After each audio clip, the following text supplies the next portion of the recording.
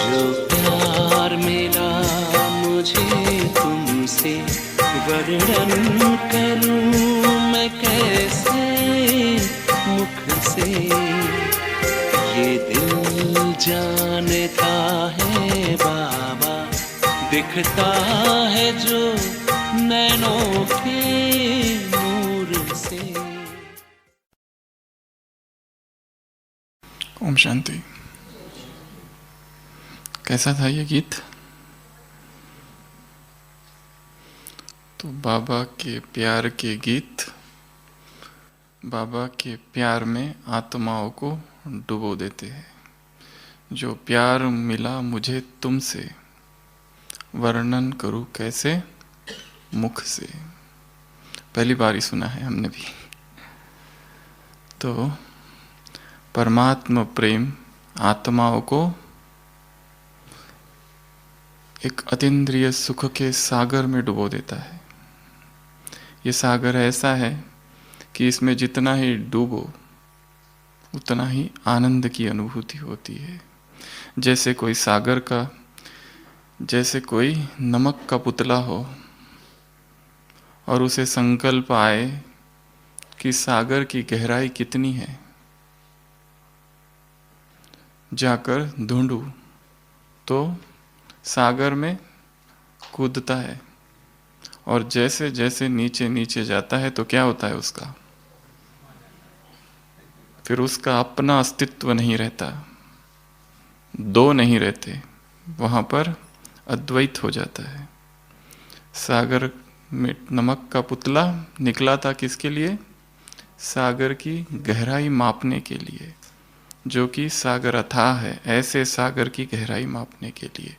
और डूबते डूबते अंदर जाते जाते स्वयं ही विलीन हो गया उसमें, समा गया उसमें।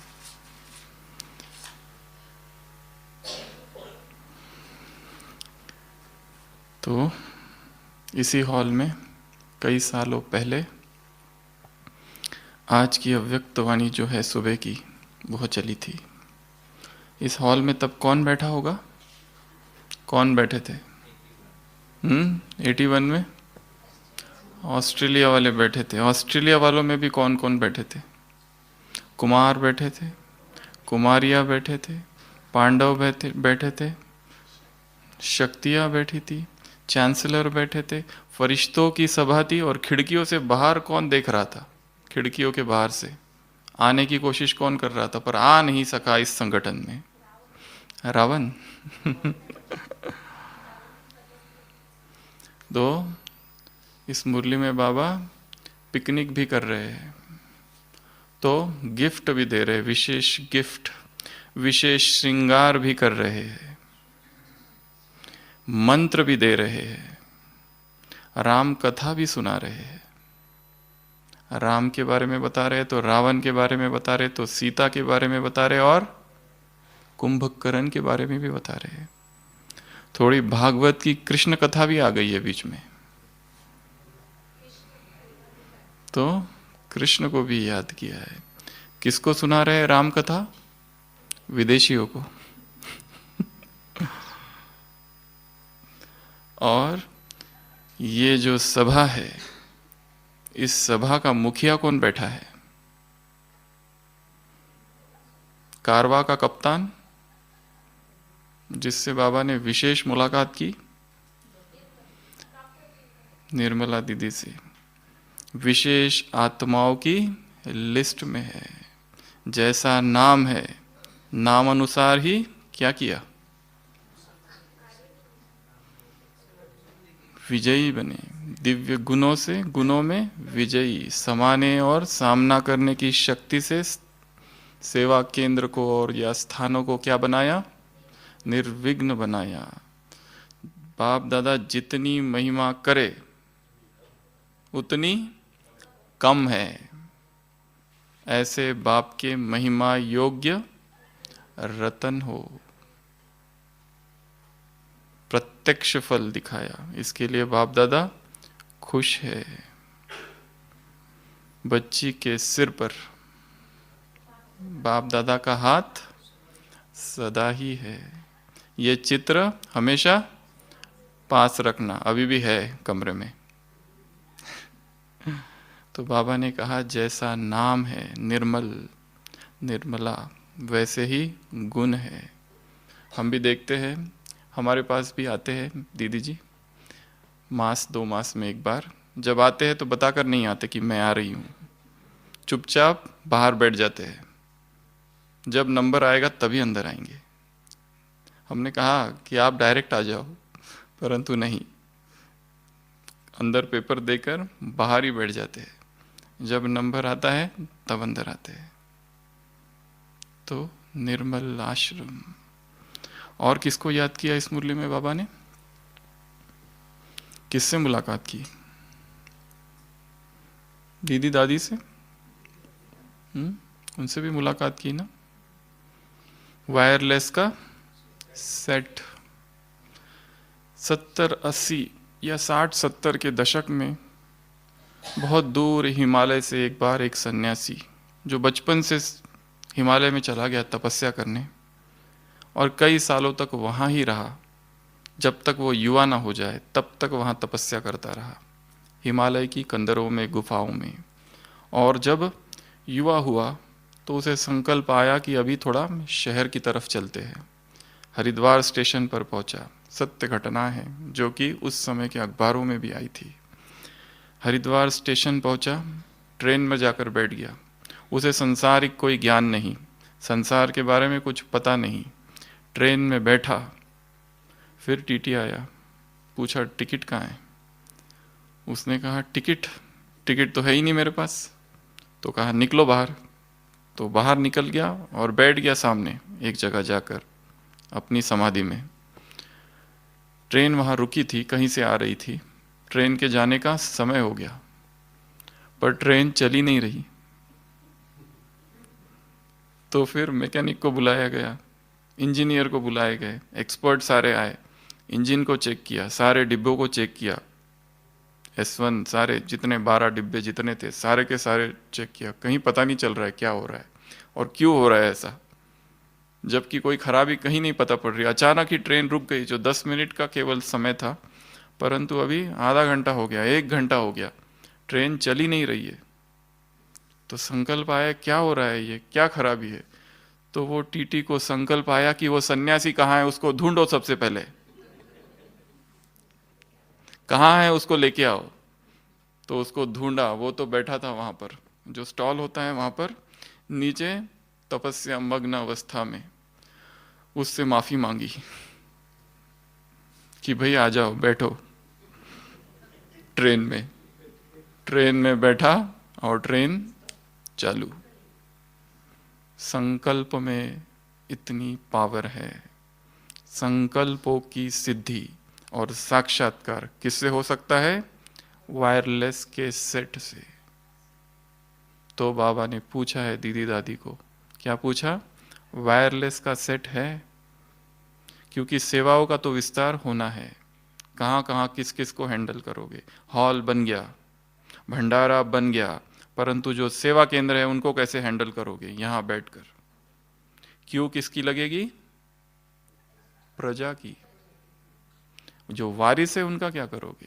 1 सेकंड में कर्मातीत स्टेज के आधार से, 1 सेकंड में कर्मातीत स्टेज के आधार से जो डायरेक्शन देना चाहो, जो कर्तव्य करना चाहो, वो कर सकते हो। और जो आत्मा है उनको भी अनुभव होगा, क्या? उनको भी अनुभव होगा कि हमको ये डायरेक्शन पहुंच रहा है। टेलीपैथी, यहां से संकल्प भेजा और वहां संकल्प मिला। किस आधार से होगा? कर्मातीत स्टेज, अभी अभी कर्मयोगी और अभी अभी कर्मातीत। ये जब अवस्था होगी तब साक्षात्कार करा सकोगे। और क्या होगा? संकल्पों की सिद्धि।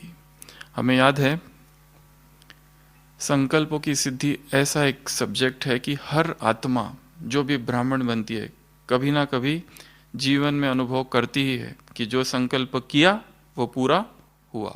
ऐसा शायद ही कोई आत्मा होगी, शायद ही ऐसी कोई आत्मा होगी कि जिसके जीवन में ऐसा कोई अनुभव नहीं है कि जिसने संकल्प किया और वो साकार हो गया। हमने सोचा ये मिलने हमसे आ जाए, वो आ गया।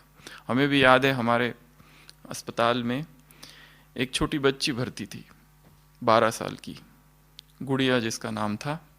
किसी और विभाग में थी वो, क्योंकि वो 12 साल की है तो बच्चों की डॉक्टर उसे देख रहे थे।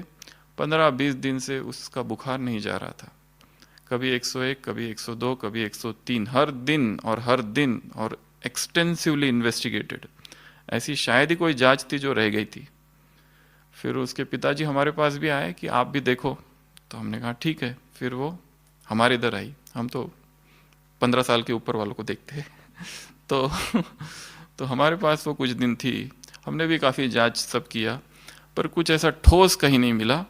फिर भी सोचा कि शायद कहीं टीबी है, और उस हिसाब से उसको दवाई चालू कर दी। 10-15 दिन हमने रखा और उसको हमने फिर छुट्टी कर दी। फिर बुखार भी चला गया, उसको बुखार आया नहीं 4-5 दिन, तो हमने छुट्टी कर दी। छुट्टी करने के बाद में वो आई नहीं। 1 मास चला गया, 2 मास चला गया, पता नहीं कहाँ चली गई, कोई खबर भी नहीं उसकी। हमने तो बुलाया था उसको, क्योंकि हमको भी जो हमने दवाई दी थी उस पर पता नहीं वो ठीक हुई या नहीं हुई, उसकी वजह से। तो हमने सोचा पता नहीं ये आ क्यों नहीं रही है। तो मुझे याद है अचानक एक दिन, 2-3 मास हो गए, अमृत वेले यहीं शांति स्तंभ पर हमने अचानक जैसे उसका ख्याल आया कि वो आई क्यों नहीं अब तक, और उसका क्या हुआ, ठीक हुई या नहीं हुई, या कोई बहुत बड़ी बीमारी तो नहीं निकल गई, या कुछ तो नहीं हुआ। हमने संकल्प किया ये आत्मा जहां भी होगी आज 12 बजे के अंदर हमारे ओपीडी में आ जाए, जहां कहीं भी होगी।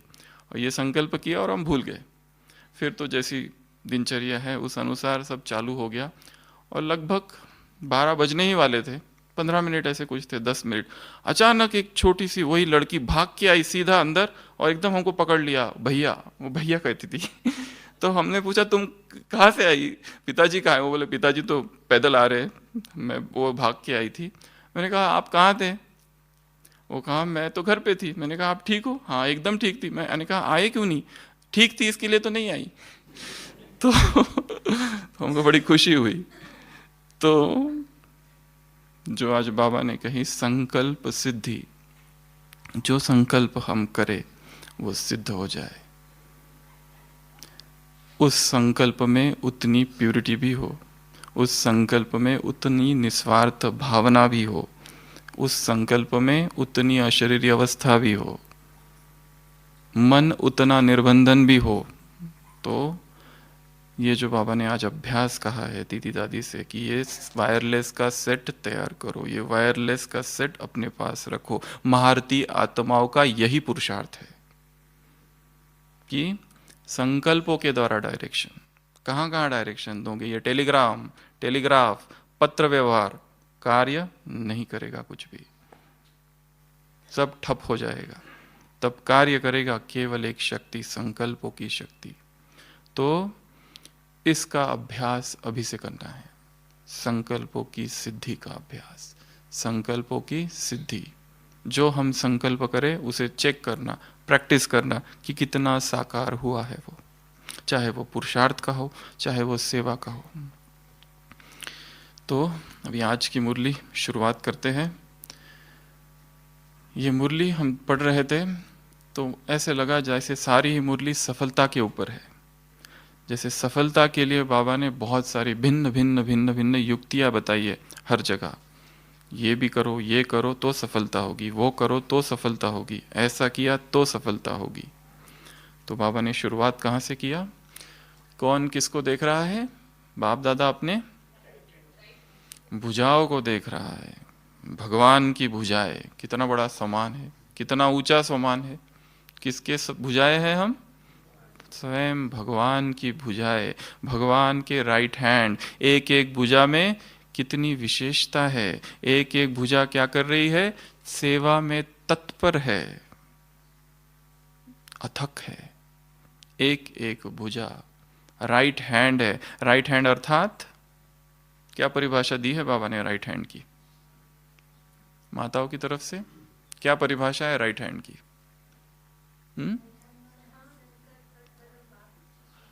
हर संकल्प और हर कदम बाप दादा के डायरेक्शन प्रमाण, इन अलाइनमेंट विथ बाप दादा's डायरेक्शन।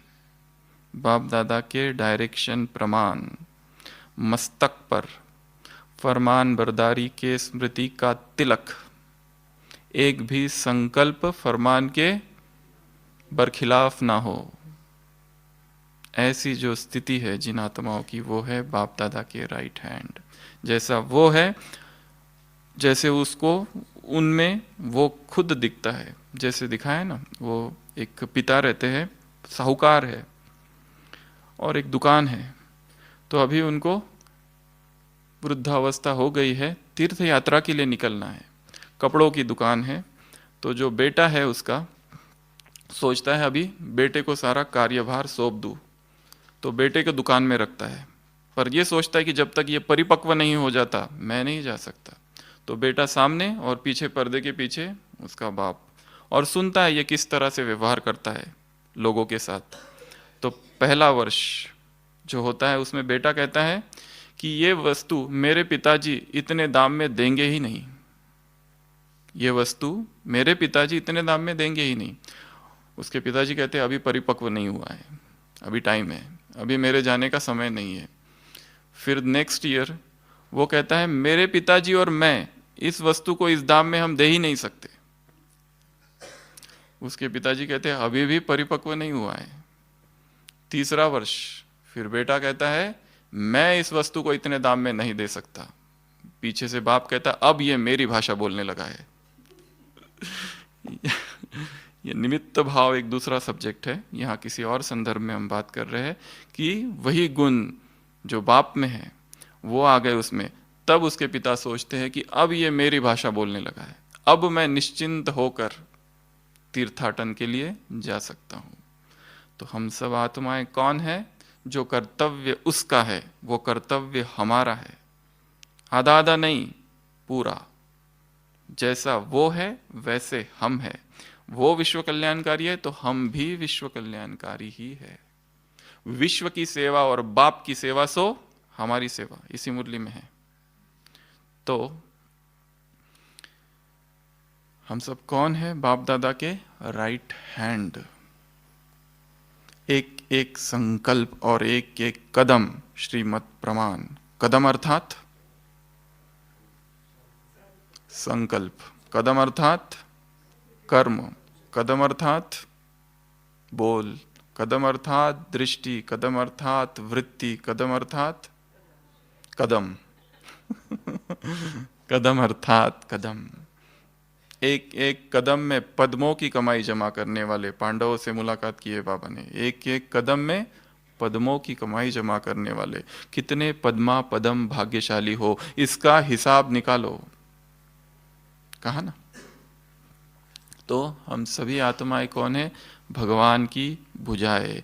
ऐसी भुजाओं को देखकर बाबा भी हर्षित होते हैं। कौन सी भुजाएं? जो राइट हैंड है। कौन सी भुजाएं? जो हर डायरेक्शन प्रमाण, हर कदम और हर संकल्प डायरेक्शन प्रमाण, श्रीमत प्रमाण चलने वाले, ऐसे फरमान बरदारी के स्मृति का तिलक लगाने वाली आत्माएं वरदान में है आज, बाबा को अति प्रिय। ऐसे राइट हैंड के राइट हैंड में क्या है? गोला है। कौन सा गोला है? विश्व की बादशाही का, विश्व के राज्य अधिकार का गोला है। तो बाबा क्या कह रहे हैं? किसका चित्र है? कृष्ण का है या आपका है? अकेले कृष्ण का है या आपका भी है? पांडव भवन में चित्र है। कहाँ? गेट पर एंट्री करते ही श्री कृष्ण का चित्र है। कैसा है वो चित्र? अपनी आंखों के सामने लाओ उस चित्र को। एक हाथ में गोला है और एक पैर से क्या कर रहा है? पुरानी दुनिया को लात मार रहा है। और हाथ में क्या है? स्वर्ग की बादशाही। दूसरे हाथ में क्या है? मुरली है, बांसुरी है दूसरे हाथ में, और रेंगता हुआ है, रेगड़ी पहनता हुआ। तो ये चित्र किसका है? हमारा ही है। तो उसको वहां से हटा के अभी किसको रखना है वहां पर?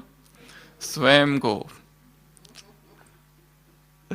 ब्रह्मा बाबा ऐसे ही कहते ना, मैं अभी जाकर, बाबा को नशा है कि बाबा अभी जाकर मिचनू बनेगा, तो ऐसा नशा।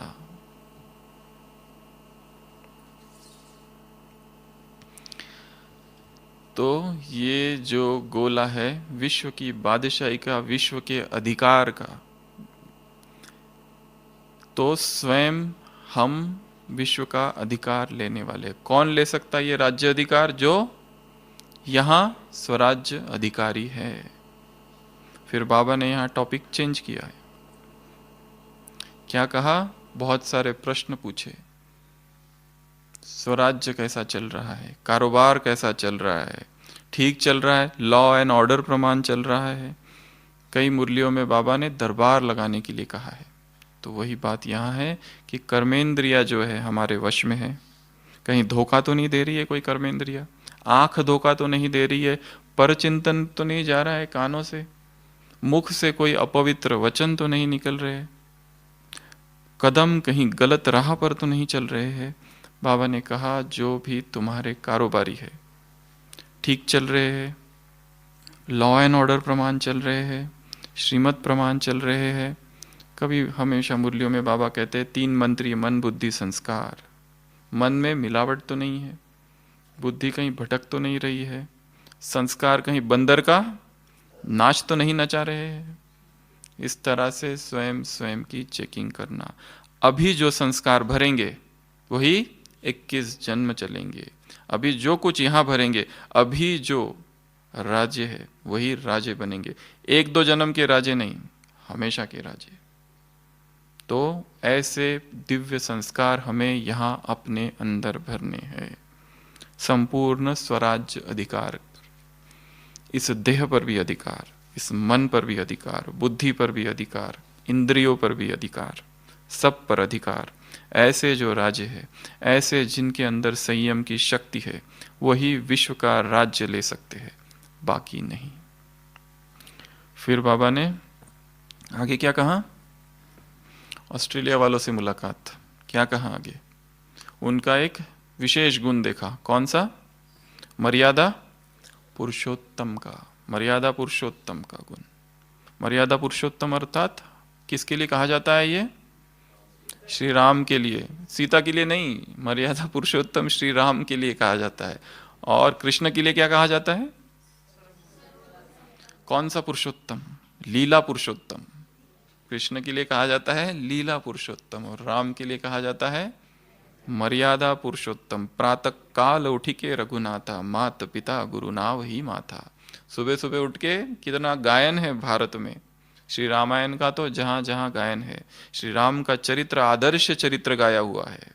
कोमल स्वभाव छुअत छल नाही, जिसके स्वभाव को छल नहीं छूता, ऐसा उसका स्वभाव है। बार बार लक्ष्मण को क्रोध आता है, हर जगह उसको क्रोध आता है। जल सम बचन बोले रघुनाथा, परंतु राम के वचन कैसे है? शीतल है, जल के समान है, आत्माओं को ठंडक पहुंचाने वाले हैं, पाषाण को भी चैतन्य बनाने वाले हैं। चरण रज चाहती कृपा करौ रघुवीर। तो कोमल चित अति दीन दयाला, बहुत गायन है मानस में। कोमल चित है उसका, अति दीन दयाला, बिनु कारण रघुनाथ कृपाला। बिना कारण के कृपा करने वाला है, हृदय में करुणा है, सिंधु है करुणा का, सब पर कृपा करने वाला है। यहां तक कि दिखाया है कि रावण को जब मार दिया तो लक्ष्मण से क्या कहा? जाओ उससे जाकर सीखो नीति शास्त्र। शत्रु पर भी कृपा करने वाला है। ऐसा वो राम जिसका गायन भक्ति में भी है। बाबा हमें कह रहे मर्यादा पुरुषोत्तम, मर्यादा के लकीर के अंदर रहने वाले। फिर याद किया सीता को। सीता भी एक अद्भुत सा चरित्र है रामायण में। देखा जाए तो सारी रामायण की धुरी सीता है। राम और रावण तो त्रिकोण के केवल एक कोण मात्र है, परंतु जो मुख्य पात्र है वो है सीता। तो सीता को कहीं अट्रैक्शन तो नहीं होता है, आकर्षण तो नहीं होता है। रावण के अभी वो तो बड़ा ही सरल सा रावण था, अभी तो रावण ने अपने रूप ही बदल दिया है, अपडेटेड वर्जन। आधुनिक रावण। एक बार किसी शायद ज्ञानामृत में आर्टिकल आया था, वो रावण अब के मनुष्यों से बात कर रहा है और कह रहा था मैं तो ये करता हूँ, तुम तो ऐसे करते हो, बताओ कौन ज़्यादा खतरनाक है। मैंने तो ऐसा किया था, मैंने तो सीता को छुआ तक नहीं था। ऐसे बहुत सारे उसमें प्रश्न हैं कि वो रावण यहाँ की मनुष्य जाति से बात कर रहा है, फिर भी मैं तुमसे तो अच्छा ही था, ऐसा वो रावण कह रहा है उसमें। तो सीता से ऐसा क्या हुआ कि वो लंका पहुंच गई? ऐसी कौन सी भूलें उससे हुई?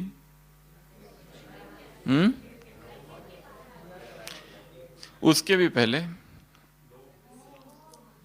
सबसे पहले तो बुद्धि भ्रमित हुई उसकी, पहचान नहीं पाई किसको? हिरण को।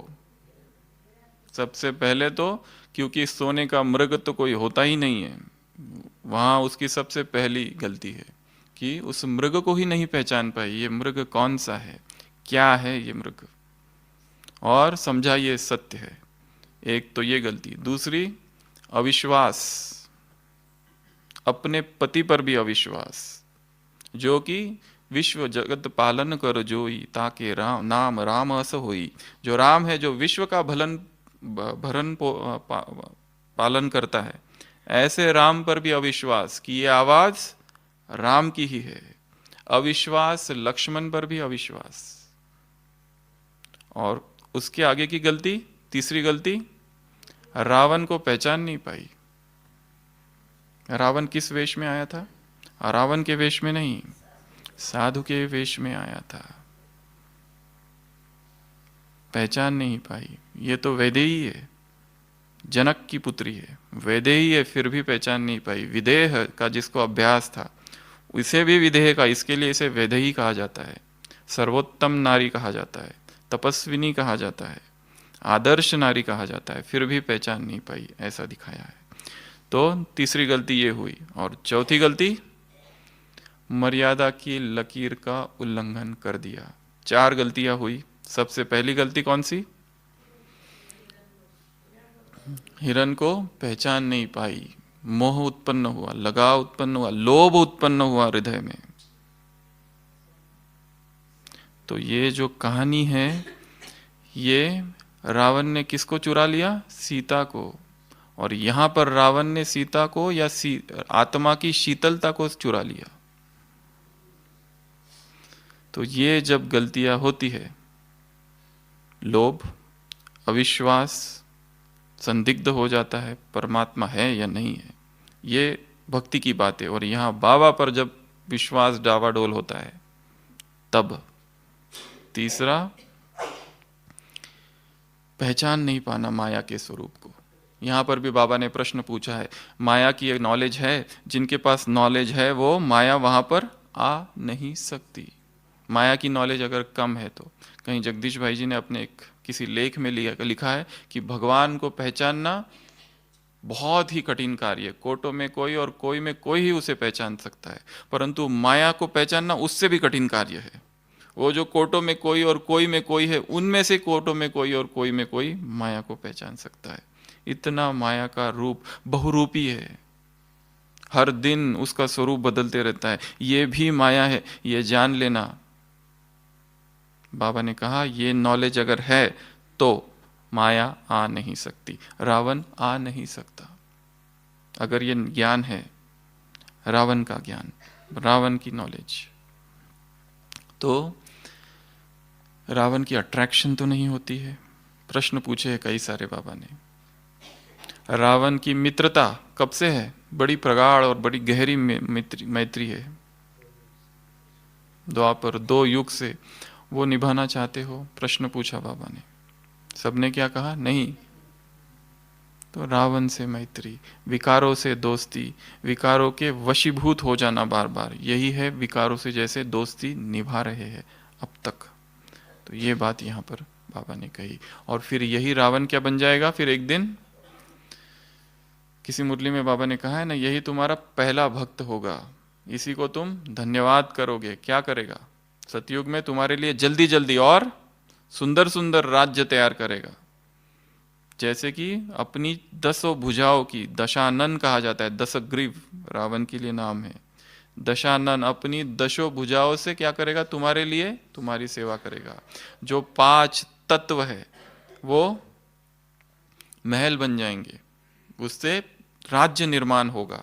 और जो 5 विकार है वो क्या हो जाएंगे? रूपांतरण हो जाएंगे। किस में? 5 दिव्य गुणों में। उस दिन दादी जान की क्लास में कह रही थी ना 5 दिव्य गुण। कौन से?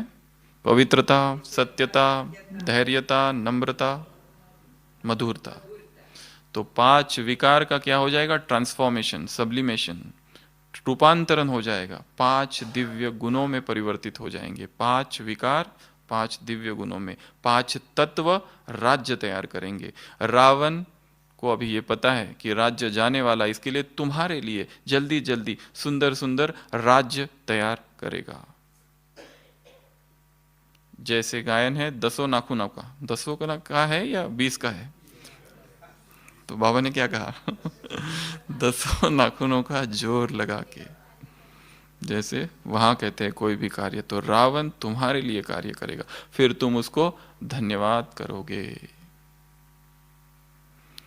ये यहाँ पॉइंट पूरा हुआ। उसके बाद में नेक्स्ट पॉइंट बाबा ने जो कहा, क्या पूछा? किस रफ्तार से चल रहा है पुरुषार्थ, कहाँ तक पहुंचे हो, दिल तक, उसमें भी किस नंबर पर पहुंचे हो। तो यहाँ पर क्या कहा बाबा ने आगे?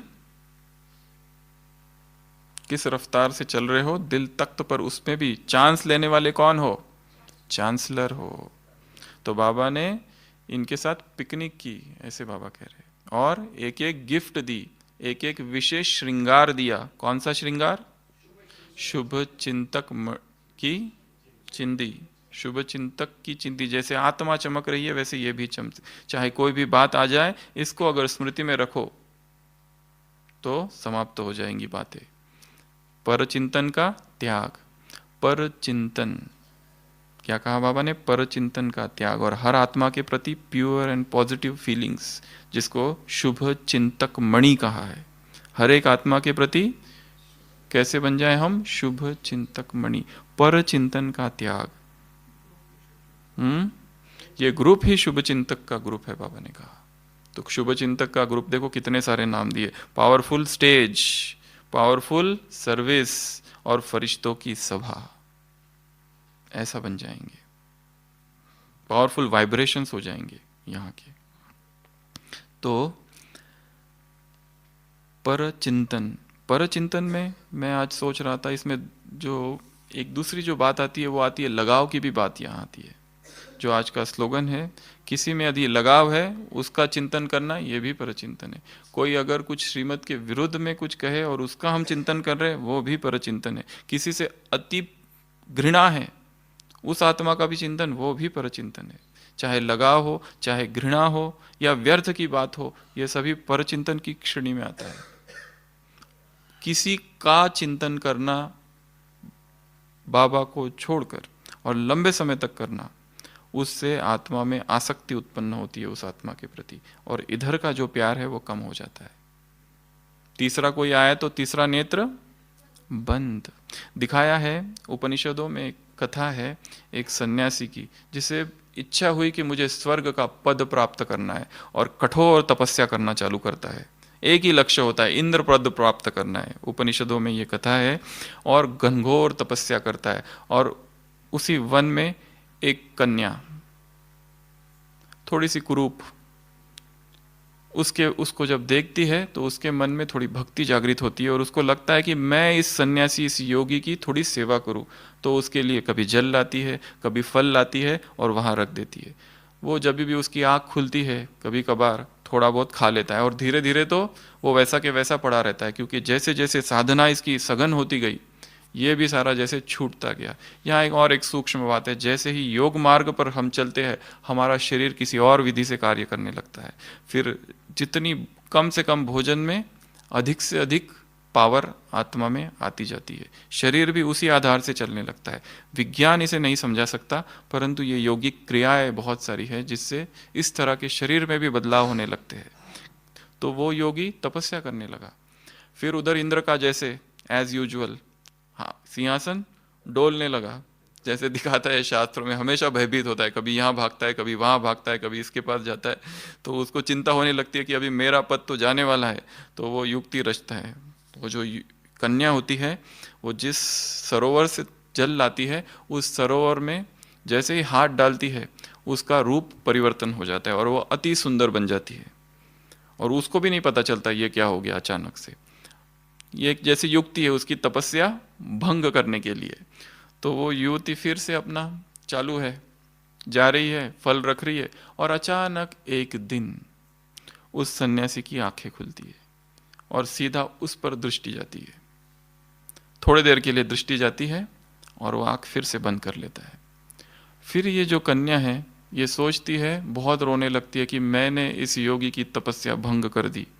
एक तरफ तो आत्मग्लानि का भाव इसमें आ जाता है, जैसे मैंने इसको भ्रष्ट बना दिया, उसने मुझे देखा और शायद उसकी आंखों में भी कुछ हलचल थी, और दूसरी तरफ इसे खुशी भी होती है कि मैं कितने समय से इसकी सेवा कर रही हूँ, तो ये कम से कम देखे तो कौन है जो इसकी सेवा कर रही है। दोनों मिश्रित भाव उसके मन में प्रकट होते हैं, परंतु वो सोचती है कि अभी मैं यहाँ नहीं रहूँगी, मैं यहाँ से चली जाऊँगी। दूसरे दिन उसी योगी के पास आती है और उसको कहती है, विनंती करती है, वो आँख खोलता है और उसको कहती है कि मुझे कोई काम है, मैं अभी दूसरे गांव जा रही हूँ। वो कहता है, उसको आशीर्वाद देता है कि जाओ। वो भी आशीर्वाद देती है, वो चली जाती है। तपस्या फिर से आरंभ। इतनी भयंकर तपस्या करते रहता है कि इंद्र को ही एक दिन नीचे आना पड़ता है धरती पर और उसके चरणों में गिर जाता है। क्या चाहिए तुम्हें, बोलो। इंद्र पद चाहिए तो ले लो, ये स्वर्ग खाली पड़ा है, तुम ही इसके योग्य हो। बहुत उससे विनय प्रार्थना करता है। सन्यासी कहता है, मुझे स्वर्ग की अब कोई कामना नहीं है। मैंने भले तपस्या चालू की थी स्वर्ग की प्राप्ति करने के लिए, परंतु अभी मुझे स्वर्ग की कामना नहीं है। इंद्र तो और प्रभावित हो जाता है, अरे मैं अभी क्या दूं तुमको, क्या तुम्हें मोक्ष चाहिए? मैं तुम्हें मोक्ष भी देने के लिए तैयार हूं, क्या चाहिए बोलो बस तुम। वो कहता है, मुझे मोक्ष भी नहीं चाहिए। तो बोलता है, तुम्हें चाहिए क्या? वो कहता है, वो युवती कहाँ है?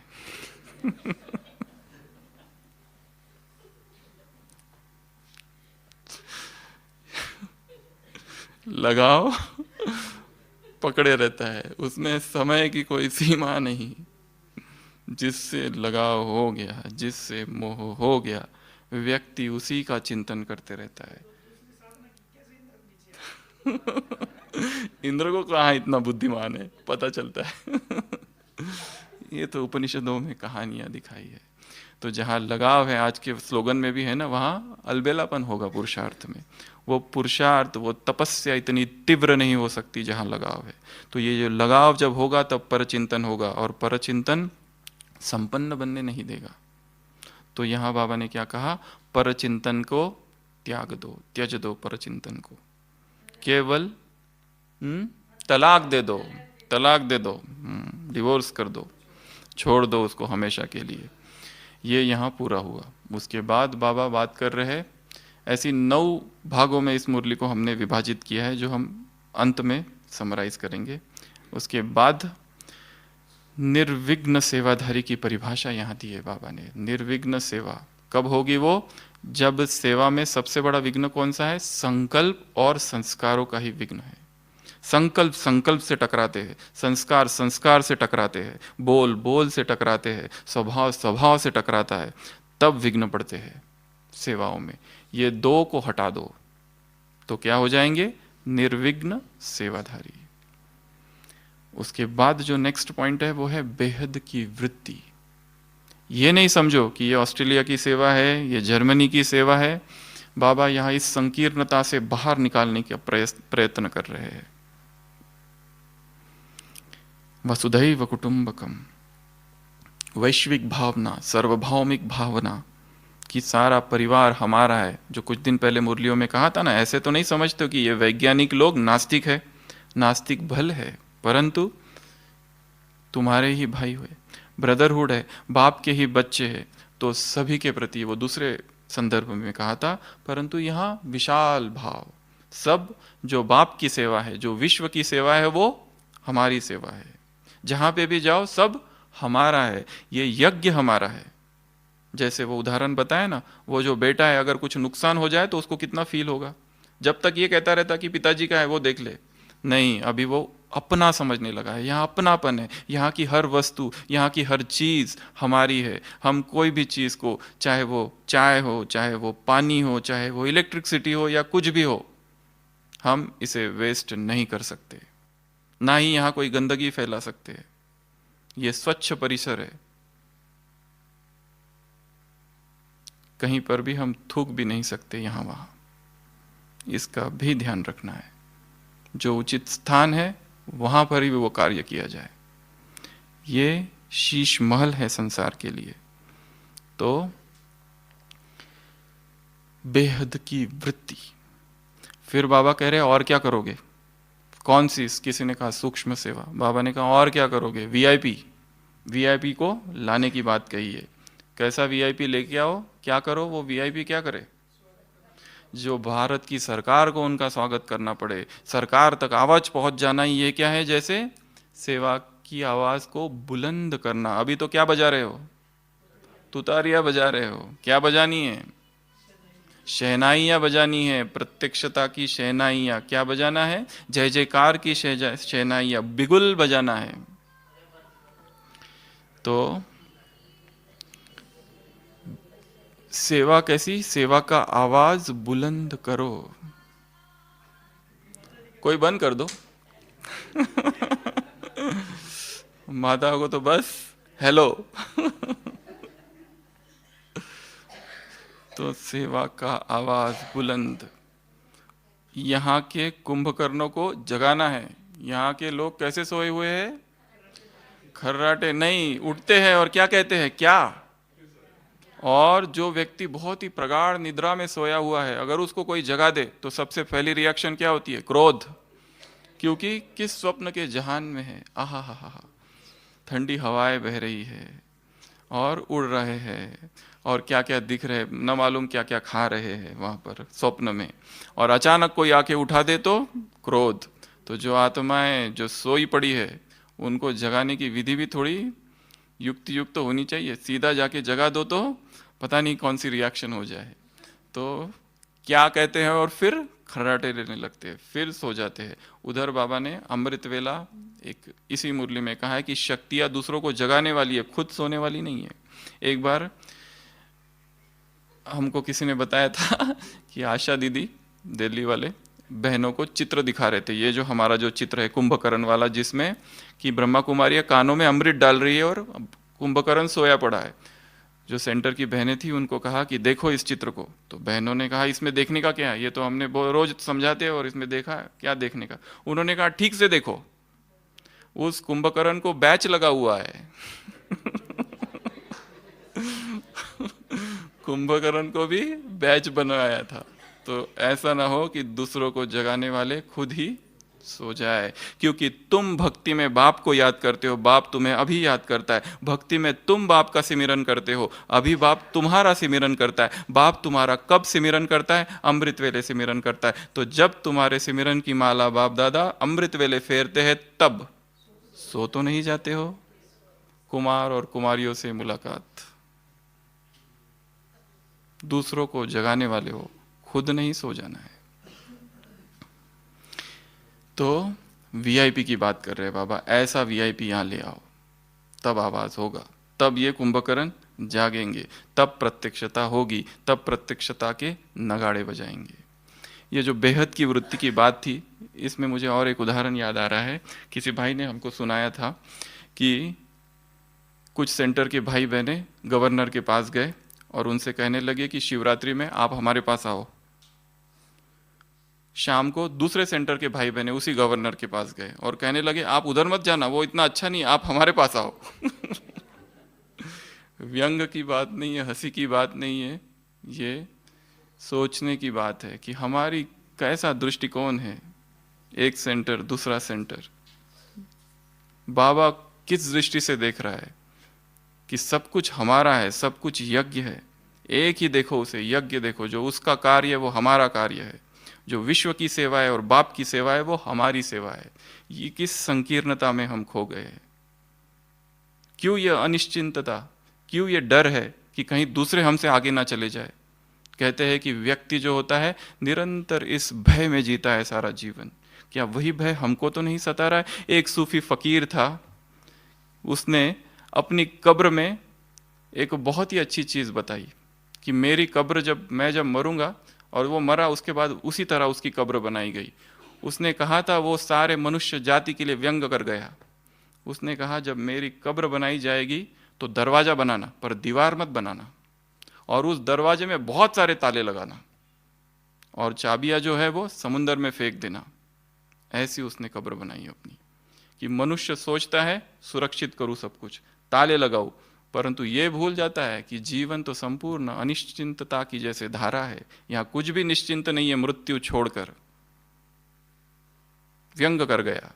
ये है मनुष्य, गृहस्थियों के लिए छोड़ गया ये, कि ऐसे ताले लगाते हो, इसको ताला उसको ताला, और दीवार ही नहीं है, वो तो देख ही नहीं रहे, सब कुछ ऐसा ही पड़ा है, सब कुछ यहीं रह जाएगा।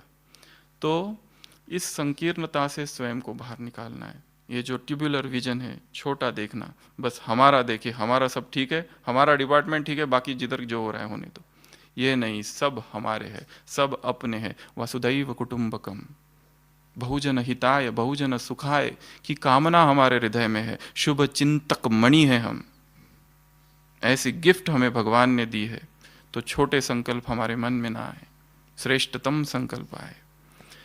उसके बाद बाबा ने क्या कहा, ऑस्ट्रेलिया वालों की शक्ति स्वरूप बैच लगाया हुआ, यूनिफॉर्म अच्छा है, थोड़ी तारीफ की, और स्वतंत्रता के संस्कार है, और अभी बाप के मीठे बंधन में जैसे कि बंध गए हैं। यहाँ पर भी अच्छे चल रहे, मर्यादा पुरुषोत्तम की धारणाएं धारण करने में भी अच्छे चल रहे हैं।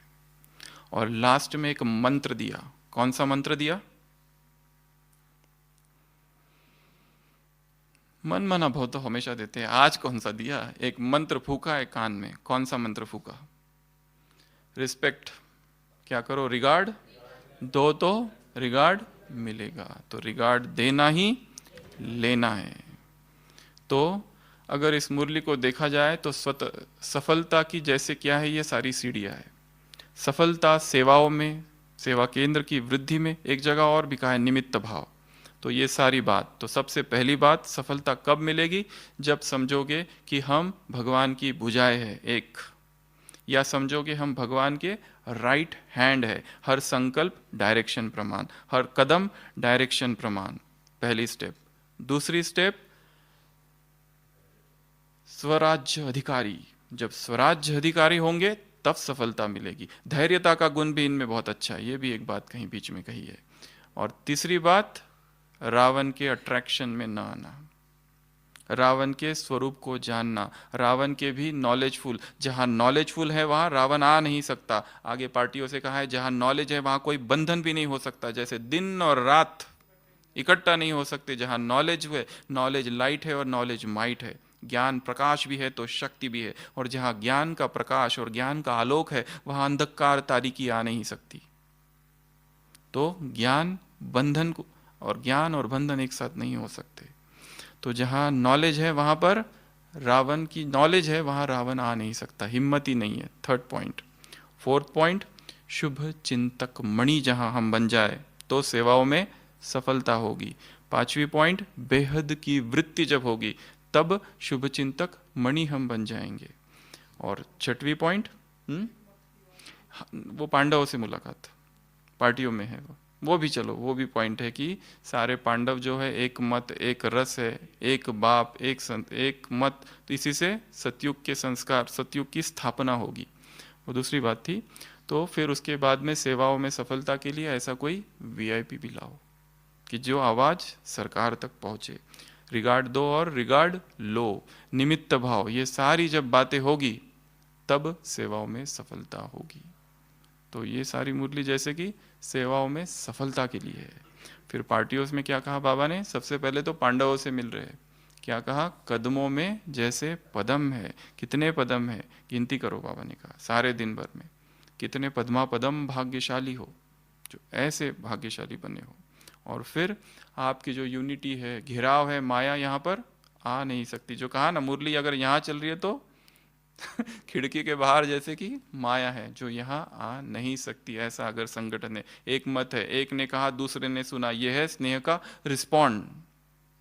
एक ने कहा सब एक दो से संतुष्ट हो, खिटपिट तो नहीं है, निर्विघ्न चल रहे हो। निर्विघ्न चलने की विधि क्या बताई? स्वयं को निमित्त समझ के चलना।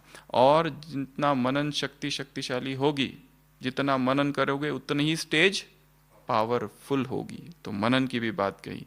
फिर बाबा ने शायद बंधन वाली कुछ आत्माएं हैं, उनसे मिल रहे, अपने आप को निर्बंधन महसूस करते हो, सदा हर बात में निर्बंधन महसूस करते हो, कोई बंधन तो नहीं है। तो यहाँ नॉलेज आ गया, वहां बंधन हो नहीं सकता। उदाहरण दिया ब्रह्मा बाबा का। क्या उदाहरण दिया? जैसे बाप निर्बंधन है, तो जैसे बाप वैसे बच्चे। उदाहरण दिया कौन सा? और एक उदाहरण दिया, नया जन्म हुआ है तुम्हारा, ब्रह्मा कुमार बन गए तो बंधन कैसा? बीती सो बीती। नया जन्म हुआ है तो पुराने संस्कार समाप्त। और लास्ट में तीसरा जो ग्रुप है, उससे क्या कहा? सफलता जन्म सिद्ध अधिकार है। तो ये जो भी समान हमने अब तक देखे, इन सब को एक एक करके बुद्धि में लाओ और इनमें स्थित होने का अभ्यास करो अगले 2-3 मिनट में। फिर हम लास्ट में फिर से मुरली को एक बार समराइज करेंगे। तो सफलता हमारा जन्म सिद्ध अधिकार है। सफलता होगी कि नहीं होगी, ये प्रश्न ही नहीं उठता है। ये नशा है, सफलता का नशा। क्योंकि साथ कौन है, ये अपने आप को निरंतर स्मरण कराना है। दूसरा पूछा बाबा ने, मास्टर शिक्षक बने हो, जैसे शिक्षक की क्वालिफिकेशन है वैसे आप सब कौन हो? मास्टर शिक्षक हो। तो सारी क्वालिफिकेशन आ गई है।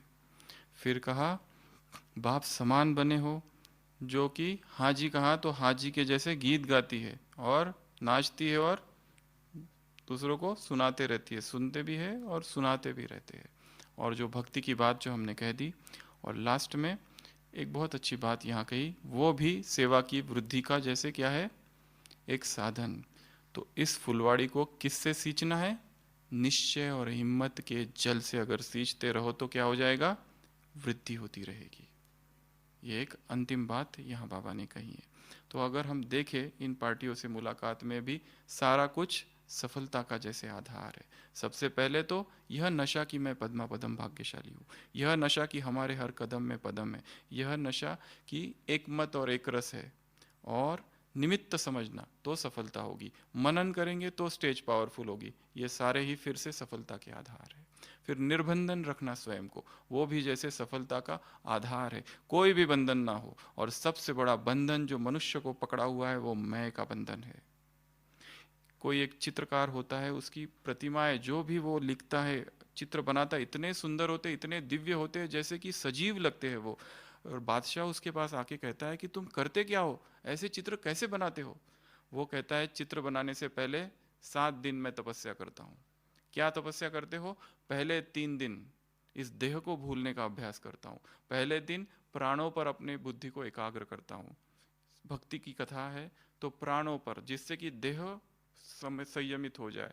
चौथे दिन जैसे मुझे देह भूल जाता है, फिर मैं ये भी भूल जाता हूँ कि इस प्रतिमा को, ये जो चित्र बनाऊंगा, इससे मुझे क्या प्राप्ति होगी, क्या यश मिलेगा, क्या मुनाफा होगा, कितने पैसे मिलेंगे, ये धीरे धीरे सब कुछ भूल जाता हूँ। और जैसे छठवें दिन पहुंचता हूँ तो ये जो मैं है, जो बनाने वाला है, उसको भी भूल जाता हूँ। और 7वें दिन फिर मैं अपना चित्र बनाता हूँ, कि जहाँ पर सब कुछ ये जो मैं है, मैं का अतिक्रमण कर जाती है आत्मा, जैसे वो समाप्त हो जाता है। तो इसके बाद ये बनाता हूँ, इसके इसके कारण इसमें ऐसी दिव्यता झलकती है। तो मनुष्य का जो मैं है, उस मैं का अतिक्रमण कर देना, मैं तिरोहित हो जाए, समाप्त हो जाए, तो यही सबसे बड़ा बंधन है। इसी बंधन से ऊपर निकल जाना है। इस मैं को बाबा ने कहा मैं आत्मा बना दो, वो जो झूठा मैं है उसको समाप्त कर दो। तो निर्बंधन बन जाना, जैसा बाप वैसे बच्चे, क्योंकि नया जन्म हुआ है तो पुराना सब कुछ समाप्त। इसके लिए बंधन वहाँ हो नहीं सकता, ज्ञान और बंधन एक साथ नहीं हो सकते। इसके लिए ज्ञान को बढ़ाना है अपने। और अंततोगत्वा जो अंतिम जो मुलाकात है उसमें भी क्या कहा? निश्चय और हिम्मत के जल से इस फुलवाड़ी को सींचते रहो तो वृद्धि होती रहेगी। तो इस मुरली का फिर से आज ही सोने से पहले, इससे पहले कि कल दूसरी मुरली आ जाए, सोने से पहले एक बार फिर रिवाइज करना, या यहाँ इस क्लास में हमने जो बातें डिस्कस की है वो मन में दोहराना, दोहराते दोहराते, याद करते करते या पढ़ते पढ़ते फिर बाबा को गुड नाइट करके